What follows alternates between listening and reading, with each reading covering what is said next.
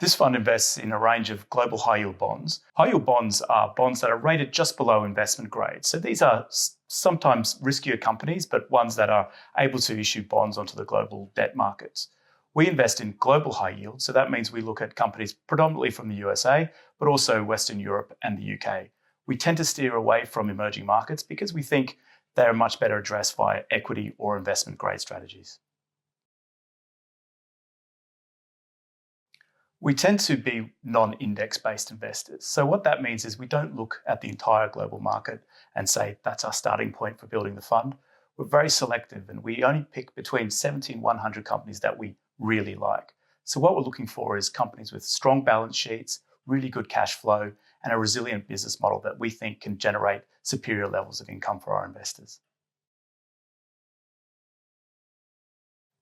High yield investing entails taking a little bit more credit risk when you invest in these companies. So what that means is these companies are riskier, so they might have more debt or slightly smaller companies, but in return you get paid substantially more for holding these securities. So that being the case, we spend a lot of our time doing very, very careful bottom-up analysis on every single position that we invest in. We fully integrate ESG analysis into this fund when we conduct our primary credit analysis on every position that we invest in this fund. So what that means is we will consider all factors, yes, traditional credit, balance sheet, all these things you'd expect, but in addition, ESG factors are increasingly adding or taking away from the risks associated with every position we could invest in. We don't believe that this can be outsourced to a ratings agency, so we bring this in-house and take our own view on everything we invest.